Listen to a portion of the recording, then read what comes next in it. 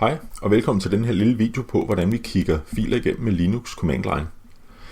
Jeg har forberedt min Remnux, og jeg har hentet en mappe, der hedder log, som jeg har lavet til formålet, bare for den her demovideo. Og jeg mangler en fil. Det jeg har gjort, det er, at op på min hjemmeside skrivebeskyttet.dk, der har jeg oprettet en mappe, der hedder opgaver. Og hvis vi prøver at sige wget til nogle af de her filer, jeg har lagt op, så skal jeg hente en analyse pcap af min fil, der hedder Trickster. Men hvis jeg starter med at skrive wget, så kan jeg skrive https www.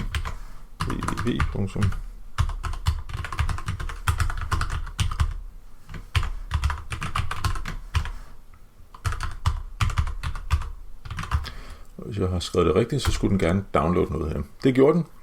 Den fylder ikke ret meget, så den er hurtig at hente ned. Og jeg har gjort det samme nummer for min log.zip.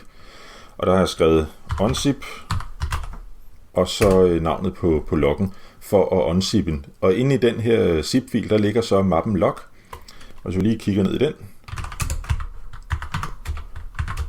så har jeg en masse demolog her. Og hvis vi lige prøver at tage ls-l for list, så kan I se, det er ret meget data, der ligger her af tekstfiler. Jeg kan jo starte med at prøve at kigge ned i en af dem, bare lige for at se. Jeg kan tage en demolog, jeg kan tage 3'eren, det er den, der fylder mest. Og så bliver man præsenteret for en hulens masse tekst. Og det jeg gerne vil her, det er, at jeg kan kigge ned i de enkelte filer, som jeg har gjort her, og så sige, at jeg vil grabbe efter error. Så får jeg alle de linjer, hvor error er i. Og som I kan se, det går rimelig tjept det her. Der er ikke så meget at tage fejl af. Hvis jeg nu siger, at nu vil jeg gerne lige springe ud af den her mappe her, og kigge ned i folderen, så kan jeg vælge at sige, at jeg vil gerne grab. Og nu står jeg i downloads-folderen, så alle de mapper, der er i downloads, og de filer, der måtte være i download på nær min zip-fil, der vil den kigge igennem efter det, jeg nu søger efter her. Fordi jeg vælger flaget R for recursive. Og hvis jeg nu siger, jeg vil gerne søge efter hacked.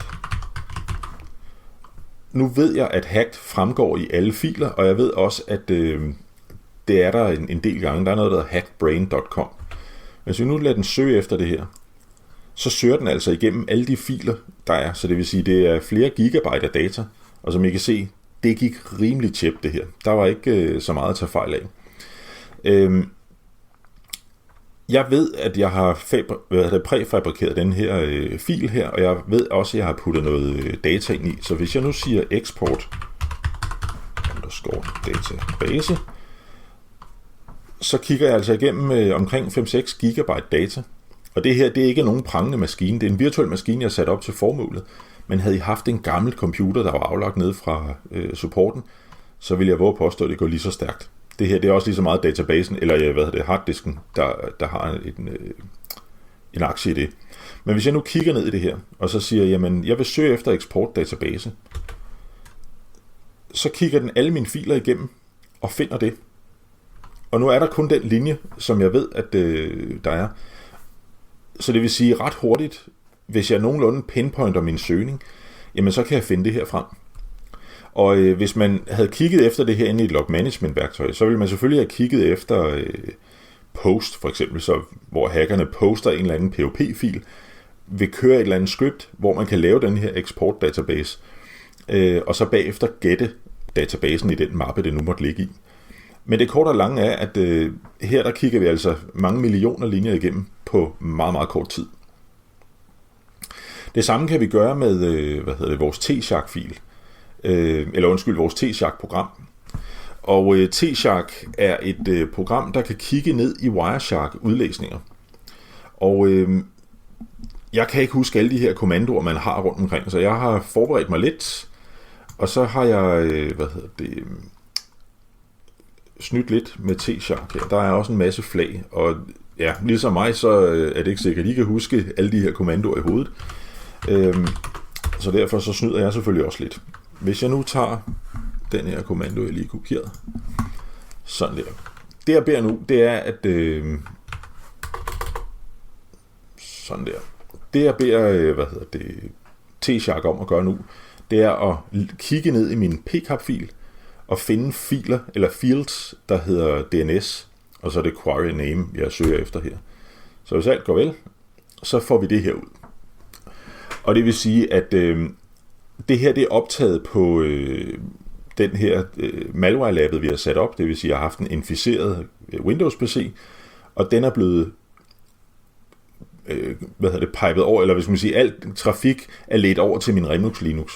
Så jeg har lavet en Wireshark-optagelse på Remnux fra min Windows. Og som I kan se, der er også noget NTP, noget Network Time Protocol fra Ubuntu, og det er jo fordi, at Remnux her er baseret på Ubuntu. Men hvis vi lige prøver at kigge på det her data, jamen så er der en masse mellemrum, og der er en masse huller, som vi ikke rigtig kan få bugt med. Så hvis jeg piper ud og skriver sort, så får jeg, sorteret alle de her domæner ud, plus jeg får fjernet min mellemrum. Og det kan jeg jo så ikke rigtig bruge til ret meget, men hvis jeg nu siger sort og unik,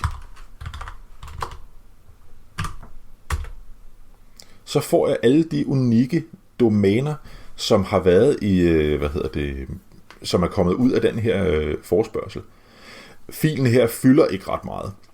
Jeg kunne sagtens have taget en tilsvarende fil på 1 giga, hvis det var det, og have søgt det igennem, og det ville ikke have gået meget langsommere.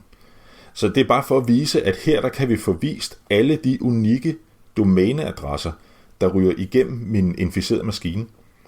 Og som vi næsten kan se her, jamen der er noget ipify.org, og der er noget anysearch.net, og der er noget